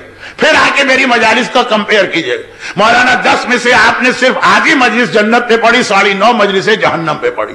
تو پہلے دعائے کمیل میں گنتی کر کے آئیے گا، کیلکولیٹر تو آپ کے پاس ہے ہی موبائل کے اندر، کہ وہاں جہنم کے کتنے جملے ہیں. یہ صرف آج کی رات میں بات کر رہا ہوں کیونکہ دعائے کمیل کی رات. کل انشاءاللہ جہنم کا کوئی تذکرہ زبان پہ نہیں آئے گا. ہاں کل ایسی بات آئے گی کہ آپ کہیں گے مولانا اس نے تو دنیا کو جہنم بنا دیا. وہ کل کا موضوع ابھی سے بتا رہا ہوں. لیکن فی الحال میں بات کر رہا ہوں آخرت کا جہنم کون یاد دلا رہا. ممبر پہ بیٹھ کے قبر والے باپو نہیں پڑھ رہے ہیں، یہ اپنے گھر کی تنہائی کے اندر صاحب ایمان کو علی اوسط بیچ کا علی یاد دلا رہا. چلیے آخری علی کے پاس. 3 علی، نفس پاک کرنے کا طریقہ، انسان کو شریف بنانے کا طریقہ، وہ رائفل کے جس سے دوسرے لوگ شریف بنتے. بہت مشہور روایت ہے، میں اکثر پڑھتا ہوں تو بہت ہی خلاصہ بتا دوں. جب راوی 10ویں امام سے ملاقات میں کامیاب ہو گیا، وہ زمانہ ہے کہ 10واں امام قید میں کامیاب ہو گئے، بڑی مشکل سے جوں تو کر کے جوڑ توڑ کر کے دوستی نکالی، یاری نکالی، کوئی جاننے والے کو ڈھونڈا، سپاہیوں میں ایک جاننے والا مل گیا، پہنچا دیا اس نے 10ویں امام کی قید 10ویں امام کے قید خانے. تو وہاں اس نے یہ دیکھا کہ 10ویں امام تو خیر مصروف تلاوت قرآن، مگر امام کے بالکل سامنے قبر کھودی ہوئی، گھر کے اندر، بیڈ روم کے اندر، وہاں پہ قبر کھودی. گھبرا کے اس نے دل میں سوچا کہ شاید امام کی شہادت کا وقت آ گیا اور یہ اس کی تیاری. امام نے فرمایا غلط ہے تیرا خیال، ابھی اس وقت میں بہت دیر ہے. یہ متوکل کے زمانے میں 10ویں امام قید ہوئے ہیں نا. متوکل کے واسطے جہنم ہونے کے بعد بھی 11 سال امام اور رہے. کہا کہ یہ ابھی اس کا وقت نہیں آیا جو خیال تیرے دل میں. تو پھر مولا گھر کے اندر ہر قسم کی چیز نظر آتی ہے، کوئی تصویریں لگاتا ہے، کوئی ڈیکوریشن پیس لگاتا ہے، کوئی قرآنی آیات کے ٹوکرے لگاتا ہے، لیکن قبر کا صرف اس لیے کہ ہر وقت آنکھ کے سامنے قبر رہے اور یہ یاد رہے کہ ایک دن اس میں جا کر اپنے ایک ایک عمل کا حساب و کتاب دینا، اس کا بھی حساب کتاب دینا کہ مسجد میں داخل ہوتے وقت سیدھا پیر پہلے داخل کیا تھا کہ الٹا پیر، اور ٹوائلٹ میں جاتے وقت پہلے الٹا پیر داخل کیا تھا کہ سیدھا پیر؟ ایک ایک عمل کا حساب دینا، قبر سامنے رہے۔ تزکیہ نفس نہیں ہو سکتا جب تک کہ آدمی، مولا نے کہا جہنم کی آگ کو دنیا کی آگ سے پہچانو، چوتھے امام نے کہا ملک الموت اور دروغہ جہنم کو یاد کرو، 10ویں امام نے کہا نہیں گھر میں قبر کھود کے اس طرح آنکھوں کے سامنے رکھ دی کہ جو مومن امام کی زیارت کو آئے وہ یہ پیغام لے کے جائے کہ ایک دن قبر میں جانا۔ کہتے سب ہیں کہ ایک دن قبر میں جانا، انداز سے لگتا ہے کہ اس آدمی کو مرنا۔ یہ میرا جملہ نہیں، یہ خود باب الحوائج امام موسی کاظم علیہ الصلوۃ والسلام کا جملہ، امام کا جملہ۔ بغداد کی گلی سے جب گزر رہے، اور بغداد کا وہ نوجوان جس کا باپ رئیس التجار تھا، تمام تاجروں کا سردار مر گیا، جوانی میں بیٹے کو اتنی دولت مل گئی۔ جب دولت آتی ہے تو اپنی خرابیاں بھی لے کے آتی۔ 7ویں امام کسی کام سے اس گلی سے گزر رہے ہیں، مغرب کا وقت اذان ہو رہی، گھر کا دروازہ کھلا، کنیز کسی کام سے باہر آئی، دروازہ کھلا تو گانے بجانے کی آواز آئی، شراب کے جام ٹکرانے کی آواز آئی، رقاصاؤں کے رقص کرنے کی آواز آئی، ادھر مسجد سے اذان، ادھر اس گھر سے یہ ساری چیزوں کی آواز۔ امام رکے، رکنے کے بعد کنیز سے پوچھا گھر کس کا؟ اس نے اپنے مالک کا نام بتایا۔ جو لوگ روایتیں مجھ سے سنے ہیں وہ حیرت زدہ بھی ہوں گے، مولانا اتنا مختصر کیوں پڑھ رہے ہیں گھڑی کی سوئیوں کو دیکھتے ہوئے۔ ایک بار نام بتایا، امام نے پوچھا یہ بتا تیرا آقا آزاد ہے کہ غلام؟ ارے کنیز سر سے پیر تک بھنا کے رہ گئی، یہ تو نے کیا کہہ دیا؟ میں نے بتایا میرا آقا رئیس التجار ہے، بغداد کے سارے تاجروں کا سردار ہے، اتنا مالدار ہے، وہ کسی کا غلام کیوں ہونے لگا؟ اس کے سینکڑوں غلام ہے، وہ تو آزاد ہے۔ تو کیا جواب؟ ہاں، طریقہ تو آزاد لوگوں کا لگ رہا، ایسا لگ رہا ہے کہ حساب کتاب سے بھی آزاد ہے، جہنم سے بھی آزاد ہے، عذاب خدا سے بھی آزاد ہے۔ تو امام بتاتے ہیں کہ تمہارے گھر کا ماحول اور تمہارا جسم کبھی خود گواہی دیتا ہے کہ یہ موت کو مانتا ہے، یا خالی فیشن میں کہتے ہیں ہاں مرنا تو ہر ایک کو ہے۔ ارے اگر مرنا ہے تو اس انداز سے اپنے گھر کو کیا بنا؟ تزکیہ نفس۔ بات یہاں پہ آگے بڑھ رہی۔ اب یہاں رک کر ایک بات آخری عرض کر دی جائے۔ اچھا، کسی نے مجھ سے کل سوال کیا، ایک سوال، میں وہ والا سوال نہیں پڑھ رہا ہوں، ابھی ایک بچے کا سوال باقی ہے، وہ خیر میں بہت جلدی اس کا سوال کا جواب تو دے دوں۔ جبرائیل کی 10 میں سے 8 باتیں آئی تھی، 2 باتیں رہ گئی تھی، ارادہ تھا تفصیل سے پڑھوں گا، موقع نہیں۔ مالداروں سے سخاوت کا جذبہ لے کے چلا جاؤں گا، اور آخر میں غریبوں سے صبر کا جذبہ لے کے۔ روایت جو میں نے پڑھی تھی یہ جو لوگ تھے ان کے لیے، کیونکہ مجھے نہیں لگا کہ اب اتنا وقت ملے کہ میں پوری روایت کو سمجھاؤں۔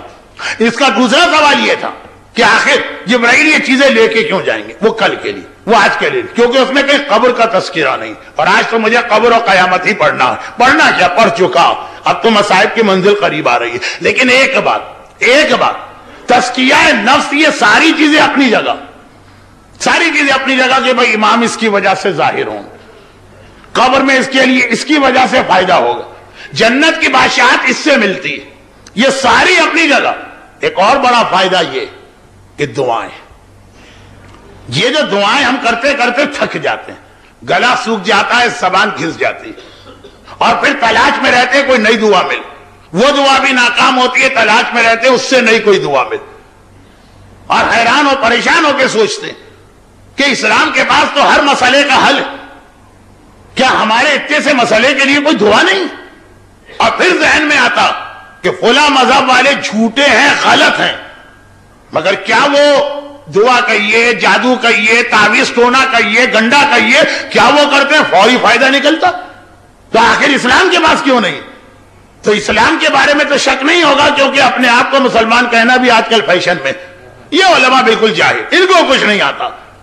مگر دعا کے حوالے سے یہ جو ایک بہت اہم اصول اسلام نے بتایا، اور ایسا بتایا ہے کہ ہر شب جمعہ دہرایا، اللہم اغفر لی الذنوب التی تحبس الدعا، کیا ہے خدا میرے وہ گناہ بھی آج رات معاف کر دے جو دعا کے راستے میں رکاوٹ بنتے ہیں۔ تزکیہ نفس نہ کرنا جہنم میں لے جانے کا سبب بنتا، جنت میں جانے میں ڈیلے ہوتا۔ ہر مومن اور مومنہ کو مومن اور مومنہ کسے کہتے ہیں؟ جو ولایت علی کا قائل ہے. ہر صورت میں جنت میں آنا ہے، جنت اسی کے لیے بنائی گئی. اور کس کے لیے بنائی گئی؟ مگر تاخیر ہو جاتی تزکیہ نفس نہ ہونے کی وجہ سے. قیامت کے حساب کتاب میں زحمت ہوتی، پلے صراط پہ پیر پھسل رہے ہوتے ہیں، چاہے کتنی ہی آپ نے طاقتور قربانی کی اور کتنا ہی چھانٹ کے دمبا لیا ہو پلے صراط کے لیے، تزکیہ نفس نہ ہو تو آپ کی وجہ سے وہ بھی خطرے میں پڑ جاتا ہے، اس سے وہ اپنے آپ کو سنبھال نہیں پاتا. تزکیہ نفس نہ ہو تو قبر کا مسئلہ 10ویں امام کی حدیث. تزکیہ نفس نہ ہو تو زمانے کے امام کے ظہور میں تاخیر. مگر اب الٹی ترتیب سے آئی، تزکیہ نفس نہ ہو تو بہترین سے بہترین دعا بھی ہمارے لیے قبول نہیں ہوتی. اور اگر تزکیہ نفس ہو جائے تو عام سی دعا، کوئی دعا عام نہیں ہوتی، یہ میں پبلک کا جملہ استعمال کر رہا ہوں، عام سی دعا فوراً قبول ہوتی. کیونکہ چوتھے امام کی شہادت کی تاریخیں ہیں، یعنی پورا عشرہ. تو وہ حدیث پڑھتا ہوں جو چوتھے امام کی، اچھا اتنی مشہور ہے کہ پڑھنے کی ضرورت نہیں ہے، یاد دلاتا ہوں. اصول کافی جلد 2 باب دعا، کتنی مشہور حدیث. ایک مومنہ اپنے پورے خاندان کے ساتھ سمندری سفر پہ جا رہی، اور بڑی شریف، بڑی متقی، بلکہ پورا گھرانہ بڑا نیک. سفر کے درمیان طوفان آ گیا، جہاز ڈوب گیا، سب لوگ غرق ہو گئے. ایک سامنے اس کے شوہر مرا، بیٹا مرا، بھائی مرا، باپ مرا، ماں مری، سارا خاندان ڈوبا. اور اسے بھی ڈوبنا چاہیے، لیکن چونکہ ملک الموت کو آرڈر نہیں ہے اس کی روح قبض کرنے کا، چنانچہ یہ نہیں ڈوبی اور بچ گئے. لیکن بچنے کے نتیجے میں اتنے بڑے امتحان میں مبتلا ہو، یہ سوچ رہی تھی کہ یہ زندگی بیکار ہے، اس سے بہتر تھا میں سب کے ساتھ مر جاتی. کیوں؟ کیونکہ اب یہ بچ تو گئی، لیکن بچنے کے لیے سمندر تو نہیں، ملک الموت کو آرڈر نہیں ہے، اس لیے خود بخود پانی نے اسے خشکی پہ پہنچا دی. اور وہ علاقہ ایک انتہائی خطرناک ڈاکو کی ملکیت تو نہیں تھا، عملداری. یہاں پہ اس کا حلقہ تھا، کوئی آدمی یہاں سے نہیں گزرے گا مگر یہ کہ اس کو نقصان نہ پہنچے. مالدار ہے تو پیسے کا نقصان، خالی ہاتھ ہے، عورت ہے تو عزت کا نقصان. وہ گھومتا رہتا ہے. دیکھا ایک بار یہ تو اندازہ ہو گیا کہ جو سمندر میں ڈوبی ہے تو اس کے پاس ہے تو کچھ نہیں، مگر عورت. آگے بڑھا، گناہ کا ارادہ کیا. دیکھیں تزکیہ نفس جو میں الٹی ترتیب سے آیا، جہنم سے شروع کر کے دنیا کے آپ کے مسئلے کے پاس آیا. بیمار ہے کوئی، اولاد نہیں ہو رہی، بیٹیوں کی شادی نہیں ہو رہی، روزی کا ذریعہ نہیں، بچہ امتحان میں ناکام ہوا جا رہا، دشمنوں کے حسد کھائے جا رہا. یہ بھی ایک سبب ہے جہاں پہ یہ واقعہ آپ کو لے جائے گا.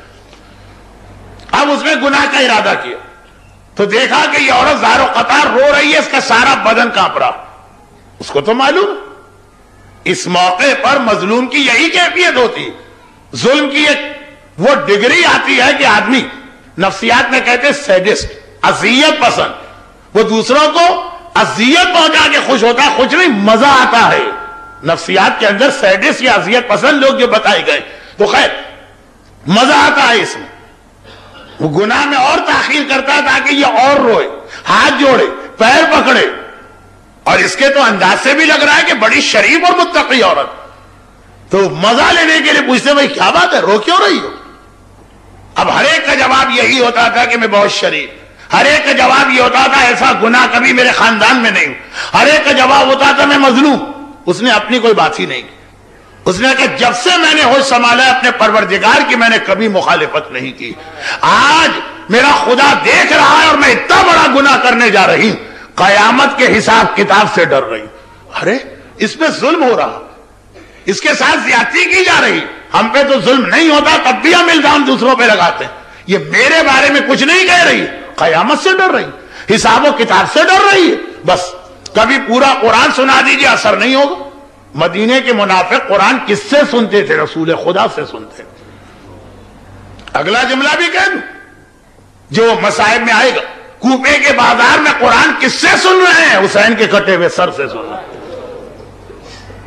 کوئی ہے انسان دنیا میں جو اتنا اچھا قرآن پڑھے جیسا رسول خدا پڑھتے؟ ہے ایسی تلاوت قرآن کی مثال جو نوکے نیزہ میں تلاوت ہے؟ کوئی اثر نہیں ہوا. بھائی اتنا اثر ہوا کہ توجہ سیدانیوں سے ہٹ کے کٹے سر کی جانب ہو گئی. وہ یہ مصائب کی منزل 2 منٹ 5 منٹ میں شروع ہو رہی ہے. لیکن کبھی پورا قرآن رسول خدا سنا دیں آدمی ٹس سے مس نہیں ہوگا. پورا قرآن حسین نو کے نیزہ پہ سنا دیں اثر نہیں ہوگا. اور کبھی ایک عام سا جملہ ایسا جا کے ٹھک سے سینے پہ لگتا ہے کہ آدمی کی ساری زندگی بدل جاتی ہے. یہ وہی وقت. یہ نہ میری کمپلین کر رہی ہے نہ اپنی مجبوری کا کوئی شکوہ کر رہی ہے, قیامت کے حساب کتاب سے ڈر رہی, جبکہ اس کا قصور بھی نہیں.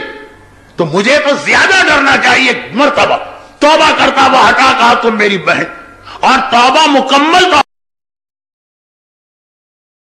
تو آخری جملے پہ لے جا کر تزکیے کی منزل کو یہاں تک پہنچائے.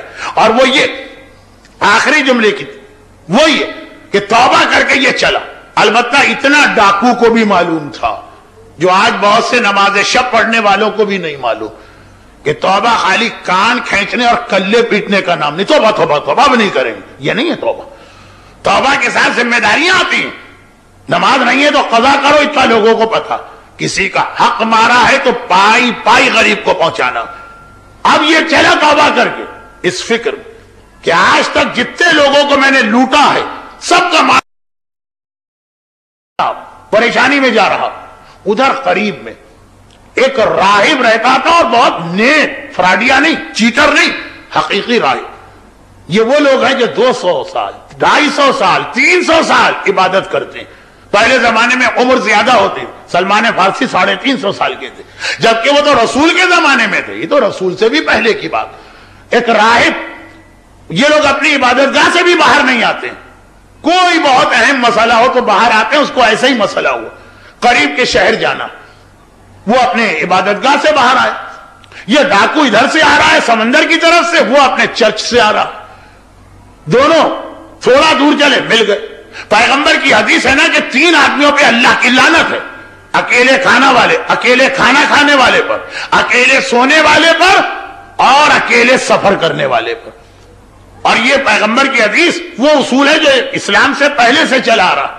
وہ اسلام سے پہلے بھی اسلام تھا, کوئی میرا جملہ نہیں پکڑے. تو راہب نے اس کو دیکھا, ڈاکو نے راہب کو دیکھا. ڈاکو تو اپنے گناہوں میں کھویا ہوا. راہب نے کہا بھائی اکیلے سے بہتر ہے ساتھ سفر کریں گے, دونوں چلتے. کہاں جانا ہے کہاں جانا ہے پتہ چلا, آگے جا کے راستہ الگ ہوگا. راہب تو قریبی شہر جا رہا, یہ تو قریبی شہر جا ہی نہیں سکتا, ایک ایک آدمی بچہ بچہ پہچانتا. یہ دور جا رہا. چلو جہاں تک راستہ کامن ہے چلے. دھوپ بہت تھی, گرمی بہت شدید, سورج چمک رہا تھا, بدن جل رہا تھا. سمندر کے قریب ویسے بھی گرمی بہت ہوتی ہے, یعنی سورج بہت خطرناک. راہب نے کہا کہ بھائی اس طرح تو نہیں چلا جائے گا, ایسا کرو کہ اللہ سے دعا کرو اللہ ہمارے لیے بادل بھیج دے. ڈاکو تو سر سے پیر تک کانپ اٹھا. اپنے گناہ چھپانے کا حکم ہے, لیکن خود تو پتا ہے نا میں کس برتے پر, میں کس بلبوتے پر, میں کس سہارے اللہ سے دعا کروں. آج تک میں نے اللہ کو کہاں یاد رکھا. میں مجھ جیسا گناہگار, چور یہ ہے, قاتل یہ ہے, ڈاکو یہ ہے, لٹیرا یہ ہے, عزتوں کا لٹیرا یہ, کون سا گناہ میں نے نہیں چھوڑا. گھبرا کے کہا نہیں نہیں میری دعا نہیں, آپ بڑے نیک و مقدس, آپ دعا کریں. اور راہب کو بھی, اچھا وہ فراڈیا اور چیٹر نہیں, لیکن اندازہ تھا کہ بھائی میں نے اس سے کہا یہ مجھی سے کہے گا. چنانچہ اس نے, راہب نے دعا مانگی. جہاں دعا مانگی جائے بے اختیار پبلک کی زبان پہ آمین آ جاتا. چنانچہ اس کی زبان پہ بھی آمین آ گیا, اور ایک دم سے بادل آ گئے, اور سورج کی روشنی رکی. بڑے ٹھنڈے ٹھنڈے یہ چل رہے. ساحل سمندر کے قریب اگر سورج نہ ہو تو بڑی اچھی ہوا چلتی. خیر میں تزکیہ نفس کے موضوع پہ بات کر رہا ہوں, مختلف بیچز کے حالات نہیں بتا رہا. اب یہ دونوں چلے, چلتے چلتے وہ جگہ آ گئی جہاں سے راستے الگ تھے. یہ قریبی شہر ہے, یہ دور کا شہر, ایک دوسرے کو خدا حافظ کہہ کے چلے. اچھا ڈاکو تو اپنے گناہوں میں کھویا, ایک ایک گناہ معاف کرانا, اس کو تو ہوش ہی نہیں کہ کیا ہو رہا. راہب چند قدم چلا, ایک دم دھوپ لگنے لگی. ارے وہ بادل کہاں گئے؟ دیکھا بادل کہیں گیا نہیں ہے, لیکن میرے سر پہ نہیں ہے, اس ڈاکو کے سر پہ. اب وہ گھبرائے. اس کا مطلب یہ ہوا میری دعا سے یہ بادل نہیں آیا, اس کی آمین سے یہ بادل آیا. جس کی آمین میں اتنی طاقت ہے وہ خود کتنا نیک آدمی ہوگا. دیکھیں مخلص تھا راہب, وہ اپنا راستہ چھوڑ کے آیا اور کہا کہ اے شخص تو نے اپنا تعارف نہیں کرایا, لیکن میں پہچان گیا, یا تو کوئی نبی ہے یا کوئی وصی ہے یا کوئی ولی ہے؟ ذرا سا اپنے بارے میں تو بتا دے. ڈاکو نے جملے سنے، ہر جملہ گویا اس پر ایک کوڑا پڑ رہا. میں اور نبی، میں اور وصی، میں اور ولی. کاپ کاپ کے کہا یہ آپ کیا کہہ رہے ہیں؟ کہا بس اس سے اندازہ کرو میں 200 سال سے اللہ کے خلوص سے عبادت کر رہا ہوں. میری دعا کا وہ فائدہ نہیں جو تمہارے ایک آمین کا اثر. تو اللہ جو ہے وہ بادشاہوں کی طرح نہیں ہے کہ جو سب موڈ میں آیا. عادل ہے. ضرور تمہارے پاس ایسی عبادت اور نیکی ہے کہ یہ بادل تمہیں ملا. اب وہ برداشت نہ کر سکا کہ عبادت پوری زندگی کے حالات مختصراً بتائے. میں تو اتنا سیاکار اور گناہگار ہوں. راہب نے کہا ہو ہی نہیں سکتا. عادل خدا اس طرح سے نہیں دیتا. کوئی ایک نیکی تم نے کی ہو. کہا بس یہ آخری کی نیکی تھی کہ میں توبہ کر کے چلا. راہب مسکرایا، کہا اب سمجھ میں آیا. بڑے سے بڑا گناہگار جب توبہ کر لیتا ہے تو اللہ کی بارگاہ میں اس کا اتنا اسٹیٹس ہائی ہو جاتا کہ بعد سال کا عابد پیچھے رہ جاتا ہے اور سچی توبہ کرنے والا آگے بڑھ جاتا. یہ توبہ کے آنسو 6 چیزوں میں سے ایک ہے جو مولا کو پسند ہے. یہ روایت کا لائے گی. ابھی تو صرف ایک جملہ کہہ رہا ہوں. نفس کا تزکیہ، جسم پاک ہوتا ہے پانی سے دھوتے. روح پاک نجیس ہوتی ہے، جسم نجیس ہوتا ہے پانی سے دھوتے. روح نجیس ہوتی ہے، توبہ کے آنسوؤں سے دھلتی ہے. تزکیہ نفس جو ہے نا اس کی بہت اہم شرط ہے توبہ. اب دیکھیے ابھی میں یہاں پہ ایک بات اور عرض کر دوں، اور توبہ بھی کس خدا کے سامنے کرنا؟ یا سری الرضا، جو اتنے جلد راضی ہو جاتا ہے، اتنے جلد راضی ہو جاتا ہے. نہیں کہ توبہ تو کرنا، لیکن اللہ کے یہاں جانا 2 گھنٹے 2.5 گھنٹے 5 گھنٹے 10 گھنٹے تو لائن میں بیٹھنا، پھر چانس ملے تو پتہ نہیں اللہ کتنی بحث کرے. میں کیوں تو تمہاری توبہ قبول کروں؟ میں نے اتنا تمہیں دیا، تم نے میری مخالفت کی. نہیں. یا سری الرضا، اے اپنے بندوں سے سب سے جلدی راضی ہونے والے.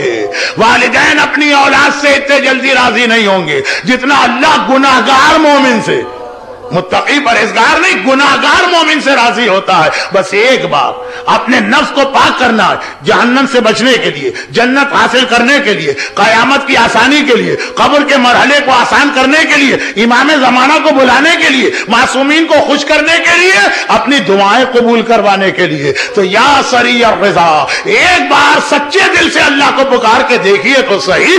پھر آپ کی عام دعائیں بھی، جنہیں ہم اور آپ عام کہتے ہیں، ورنہ امام نے کہا کائنات کی سب سے طاقتور دعا کا نام ہے سورہ فاتحہ. اتنی طاقتور دعا ہے کہ آدمی مردے کو اس کی مدد سے زندہ کر سکتا. مگر چونکہ ابھی ہم نفس کے اس تزکیے کی منزل پہ نہیں، تو دعا اپنی جگہ کرنا، ساتھ ساتھ اس کا بھی خیال کرنا. فی الحال 2 چھوٹی سی باتیں عرض کرتا ہوں. نمبر 1، بار بار لوگوں نے کہا مولانا اس دن آپ بہت جلدی میں پڑھ گئے تھے. دوبارہ دوہرائیے، وقت نہیں ہے اس لیے آج دعاؤں پہ نہیں جا رہا. صرف 2 چیزیں. نمبر 1، بیٹیوں کی شادی. مجھے بھی معلوم ہے، میرا تعلق بھی پاکستان سے، کہ ہندوستان اور پاکستان کے خطے میں یہ کتنا بڑا مسئلہ ہوتا. سورہ طارق، سورہ نمبر 86، 30ویں پارے میں لوگ کچھ سمجھ نہیں پائے. کچھ تو اس کو سورہ طلاق سمجھ بیٹھے اور وہ اور گھبرا گئے کہ مولانا تو شادی نہیں ہو رہی اور ابھی سے آپ نے طلاق کی خبر دے دی. نہیں، سورہ طلاق بھی اتنا برا سورہ نہیں، لیکن یہ جو یہاں مراد ہے روزانہ فجر کی نماز کے بعد 3 بار. اور کوشش کریں کہ بچی یہ سورہ پڑھے. بہت آسان، بہت چھوٹا سورہ ہے، 5 سال کے بچے زبانی یاد کر لیتے. سورہ طارق. لیکن اگر کسی وجہ سے وہ نہ پڑھ پائے، یا وہ جو پڑھ ہی رہی ہے اور اطمینان کے لیے اس کا بھائی، باپ، ماں، کوئی بھی قریبی رشتہ دار. لیکن مسائل کا تو یہی ہوتا، ایک مسئلہ حل ہوتا ہے، دوسرا مسئلہ شروع ہوتا ہے. دوسرے صاحب کا مسئلہ یہ، اور یہ بھی ایک سے زیادہ، کہ مولانا شادیاں ہو گئی، اولاد نہیں ہو رہی. سورہ مومنون کی آیت نمبر 12، 13 اور 14. آج تقریر کے درمیان بازار کوفہ میں آقا حسین کی تلاوت کا ذکر ہوا نا. سورہ مومنون حسین کے بابا علی ابن ابی طالب کی تلاوت ہے جب ولادت کے بعد پیغمبر کی آغوش میں گئے اور پیغمبر نے کہا قرآن سناؤ تو سورہ مومنون کی 11 آیتیں تلاوت کی تھی. 12ویں اور 13ویں اور 14ویں آیت. 12 امام شیعہ تو یاد رکھے گا، 12، 13 اور 14. وَلَقَدْ خَلَقْنَا الْإِنسَانَ مِنْ صُلَالَةٍ مِنْ طِينٍ، یہاں سے شروع ہوتی ہے. ہم نے انسان کو مٹی سے پیدا کیا اور ختم ہوتی ہے فَتَبَارَكَ اللَّهُ أَحْسَنُ الْخَالِقِينَ. اولاد جس کی نہ ہوتی ہے. یہ 3 آیتیں. البتہ اس میں 2 باتیں. نمبر 1، ہر نماز کے بعد پڑھے ایک بار، اور نمبر 2، دن میں کم از کم 1 بار کھانے پینے کی کسی چیز پر پڑھ کے پھونکے اور اسے استعمال کرے. اور نمبر 3، اس وقت اس آیت کی تلاوت کرے جب اولاد کے حوالے سے جو خدا نے ایک نظام بنایا ہے شوہر و بیوی کا. لوگوں نے مجھ سے کہا مولانا جس سپیڈ سے آپ تزکیہ نفس کا موضوع لے کے چلے، پہلے دن ہی پیشین گوئی کر دی تھی کہ مکمل نہیں ہوگا. کل میری آخری تقریر اور میرا موضوع تزکیہ بھی نہیں تھا، تزکیہ اور حکمت. وہ حکمت کہاں چلی گئی؟ تو تزکیہ ہی ابھی شروع نہیں ہوا. مجھے بیچ میں ایک سہولت مل گئی تھی جس کی وجہ سے میں ذرا سا یہ سمجھے ریلیکس ہو گیا اور موضوع میرے ہاتھ سے بھاگ گیا. اور وہ یہ کہ اگرچہ جملے برے ہیں لیکن بہرحال ذمہ داری سونپی گئی ہے، اس لیے بس اسی میں مسائل ہے. میں آج کل انہی مجالس کی وجہ سے اتنا مصروف ہوں کہ میرا طریقہ اب یہ بنا ہے کہ ایک علاقے میں، ایک خطے میں ایک ہی دفعہ جا پاتا ہوں. تو اب یہ ہمارے امارات میں صرف ایک ہی اشرا میں پڑھ سکتا تھا. اگلے سال اس کی گنجائش نہیں تھی، لیکن بہرحال بانی حسینیہ زہرا خادم صف ازا محترم فواز ساجوانی صاحب عجیب طریقے سے مجھے گھیرا. مجھے تو معلوم ہوتا تو شاید میں اس دن پہنچتا بھی نہیں. اتنے علماء اور قابل احترام بزرگ بٹھا کے اس کے درمیان اتنا اصرار کیا. اور میں نے پوچھا بھی ان سے کہ بھائی علماء بھرے پڑے ہیں تو طالب علم کے لیے اتنا اصرار کیوں؟ کا فون بہت آ رہے، پبلک کی بہت ڈیمانڈ، لوگوں کا بہت پریشر. اللہ یہ قبر کی مجلسیں سننے کے لیے، سانپ اور بچھو کی لمبائی چیک کرنے کے لیے، تزکیہ نفس جیسے خشک موضوع کے لیے. انہوں نے کہا جی، کہا کہ اس وقت بھی ابھی 5 منٹ پہلے بھی فون آیا اور اتنے فون آ رہے ہیں، اور ویسے بھی ان کی اپنی خواہش. اور پھر کہا مومنین. اب مجلس کے شروع میں ایک صاحب نے کہا تھا مولانا آپ کے بارے میں شہرت تو بہت نامعقول ہے، وہ جو کچھ ہو اس پہ میں حیرت زدہ ہوں. ایسی خشک و سیدھی سادھی مجلس. اور دبئی جیسے علاقے میں جہاں لوگوں نے اتنے بڑے بڑے علماء کو سنا، بھئی کسی ایسے علاقے میں مجلس پڑھنے جاؤں جہاں علماء کم جاتے ہیں تو وہاں سب چل جاتا. تو انہوں نے اتنا اصرار کیا کہ بہرحال مجھے اٹھنے نہیں دیا اپنی جگہ سے جب تک کہ اگلے سال کی 9 مجالس کا وعدہ نہ لے لیا. اب جب اگلے سال کا وعدہ ہو گیا تو تھوڑا سا میں نے سوچا کہ موضوع اگر نامکمل بھی رہ گیا، زندہ رہا تو اگلے سال انہی تاریخوں کا یہی اشرا. اور ان کا اصرار تھا کہ لوگوں کا اتنا دباؤ ہے کہ آپ ممبر سے بھی یہ اعلان کر دیں تاکہ لوگوں کو اطمینان ہو کہ حسینیہ زہرا کی انتظامیہ نے اپنا فریضہ ادا کر دیا. اور آپ حضرات کے لیے یہ اعلان اس حوالے سے کہ کچھ باتیں رہ گئیں تو انشاءاللہ مکمل ہوں گی. مگر میں اپنے موضوع سے ایک لمحے کے لیے نہیں ہٹتا ہوں. دعا، جو مسائل ہیں 1-2 مسئلے اور ہیں وہ کل آئیں گے. گھر کے ایک بہت اہم دعا کا اصول میں کل 2 وہ ان مجالس سے اس کا کوئی ربط نہیں، چنانچہ جو وہاں نہیں جائیں گے ان کو بھی موضوع میں کوئی کمی کا احساس نہیں ہوگا.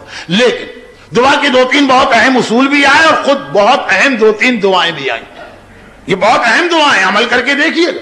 اور اصول بھی آئے. نفس پاک ہو تو دعا اتنے جلدی قبول ہوتی کہ راہ عبادت پیچھے رہ گئی، ایک ڈاکو کا آمین آگے بڑھ گئے. اور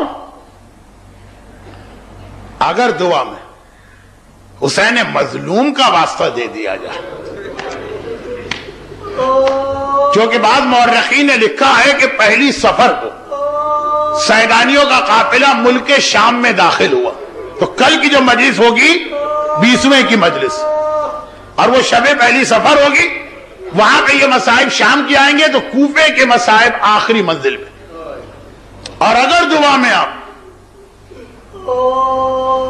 حسین مظلوم کے ساتھ حسین کے اس گھرانے کا واسطہ دے دیں جن سے بازار کوفہ میں التماس دعا کی گئی، سیدانیوں کا لٹا قافلہ کوفے میں داخل ہو گیا دروازہ در کوفہ نظر آیا، شمر نے وہ رسی کھول دی جس سے سکینہ کو باندھا گیا۔ شہر میں یہ قافلہ داخل ہوا، سجاد کو اونٹ سے اتار کے پیدل چلایا گیا، سکینہ کو پھوپھی کی گود میں بٹھا دیا گیا۔ اب یہ قافلہ شہر کوفہ میں داخل ہوا۔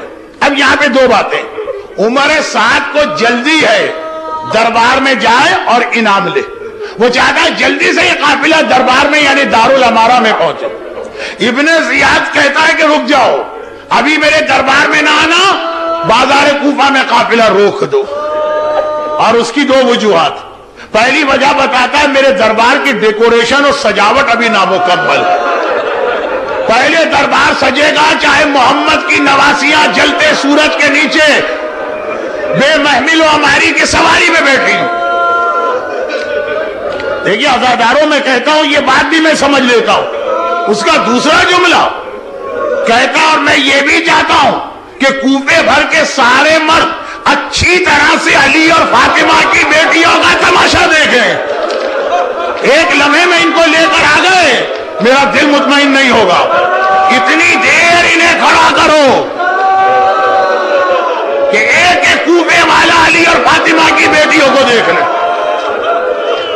میرا مظلوم آقا جس نے کہیں معجزہ نہیں دکھایا، زینب کے چہرے پر سے نامحرم کی نگاہ ہٹانے کے لیے نوکے نیزہ میں تلاوت قرآن تاکہ مجمع کی توجہ ادھر ہو جائے۔ لیکن جیسا کہ کل میں نے کہا، لیکن میرے مصائب بھی ایک دوسرے سے مربوط ہیں۔ شہر کوفہ میں اکا دکا کچھ صاحبان ایمان بھی تھے۔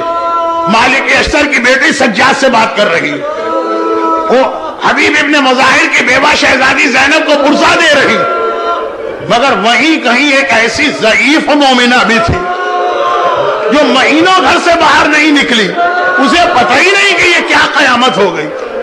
حکم حاکم آیا، کل ہر عورت مکان کی چھت پہ بیٹھے تو وہ بھی آ کے بیٹھ گئی۔ اور جب یہ قافلہ حبیب ابن مظاہر کے مکان سے آگے بڑھ کر بازار میں رکا تو اس کی نگاہ پڑی، جو سواری بالکل میری چھت سے ملی ہوئی ہے، ایک ضعیف بی بی سفید بالوں سے چہرہ چھپائے ہیں، لیکن ان کی گود میں ایک عجیب سی بچی بیٹھی، کانوں پہ جمع خون یہاں سے نظر آ رہا، رخسار پہ تماچوں کے نشان، اور سارا کرتا تازہ تازہ خون میں بھرا ہوا۔ مگر اس سے پہلے کہ ام حبیبہ سمجھے کہ یہ کیا واقعہ، بچی نے سر اٹھا کے کہا، پھوپھی اماں بہت پیاس لگ رہی ہے، کیا یہاں بھی پانی نہیں مل سکتا؟ زینب تو کیا جواب دے، اس مومنہ کا دل تڑپ اٹھا، اللہ اللہ یہ بچی اتنی پیاسی ہے کہ جسم کے خون کا احساس نہیں، زخمی کانوں کا خیال نہیں۔ پانی، دوڑ کے گئی ٹھنڈا پانی لے کے آئی، ہاتھ بڑھا کے بچی کو پانی کا کوزہ دیا، بچی نے پانی لیا، کیونکہ پتا ہے کہ پانی کا سوال حسین نے بھی اصغر کے لیے کیا ہے، یہ شان اہل بیت کے خلاف نہیں، یہ پانی لیا، پانی پینا چاہتی ہے۔ ضعیفہ کہتی ہے بچی پانی پی لے، پھر میرے حق میں 2 دعائیں کرنا، کیونکہ خدا تم جیسے یتیموں اور قیدیوں کی دعا کو بہت جلد قبول کرتا ہے۔ بچی بہت چھوٹی ہے مگر مشکل کشا کی پوتی ہے، جیسے ہی سنا اس مومنہ کی بھی حاجت ہے، فوٹو کے قریب ٹھنڈا پانی آیا تھا، ہٹا دیا، بتا تیری دعائیں کیا ہے، پہلے تیری دعا پھر سکینہ اپنی حاجت پوری کرے۔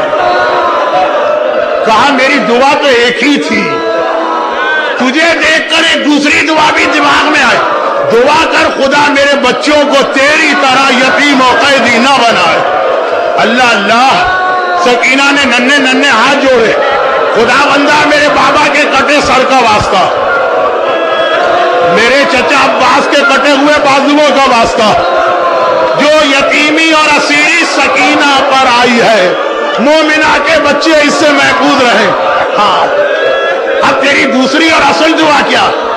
کہا بس اب ایک ہی دعا، بہت بوڑھی ہو گئی، زندگی کا بھروسہ نہیں، مرنے سے پہلے ایک بار خدا مجھے مدینے کی زیارت کا موقع دے دے۔ سکینہ تو دعا کرنے لگی، زینب نے دشمنوں کے شہر میں اپنے شہر کا نام سنا، چونک کے سر اٹھایا. اے ضعیفہ مدینہ کیوں جانا چاہتی؟ کہا مدینہ میرے آقا علی کا شہر ہے، میری شہزادی فاطمہ کا وطن ہے. زینب نے فرمایا لیکن اب نہ علی ہے نہ فاطمہ. وہ مومنہ کہتی ہے تو کیا ہوا، علی کا بیٹا میرا آقا حسین تو ہے، فاطمہ کی بیٹی میری شہزادی زینب تو ہے. اپنا نام سنا. کہا کہ اے ضعیفہ خالی زینب کا نام سنا ہے کہ زینب کو پہچانتی بھی ہے؟ ام حبیبہ بڑے فخر کے ساتھ کہتی بھلا کیسی بات کرتی؟ پہلے تو ہر سال بی بی کی زیارت کو جاتی تھی، اب بڑھاپے نے مجبور کر دیا. بھلا میں زینب کو نہ پہچانوں؟ اتنا سننا، کوئی نامحرم متوجہ نہیں. زینب نے چہرے سے بالوں کو ذرا ہٹایا. اے ام حبیبہ دیکھ کے پہچان، میں فاطمہ کی بیٹی زینب تیرے شہر میں آئی ہوں. بخاری ایک جملہ، مصائب ختم، ایک جملہ. ام حبیبہ نے زینب کو دیکھا، تڑپ کے کہا شہزادی آپ کی چادر چھن گئی، آپ کے بازو میں رسی بن گئی. میرا آقا عباس کہاں چلا گیا؟ عباس کی بہن کے بازو میں رسی. ہائے میرا آقا عباس. اجرکم علی اللہ الا ولعنۃ اللہ علی اعدائہم اجمعین. خدا بندہ بازار کوفہ میں ننھی سکینہ کی دعا کا واسطہ یہ سارا مجمع، ان کی تمام تمنائیں، تمام مرادیں، تمام دعائیں سکینہ کے نام پہ فوراً قبول فرما. خدا بندہ اس لٹے ہوئے قافلے کا واسطہ تمام صاحبان ایمان، خصوصاً یہ گریا کرنے والے مومنین اور مومنات، ان کے گھر، ان کے روزی کے ذرائع اور ان کی اولاد کو ہر پریشانی سے محفوظ فرما، اور ان مظالم کے انتقام کے لیے امام زمانہ کے ظہور میں تعجیل فرما. ماتم حسین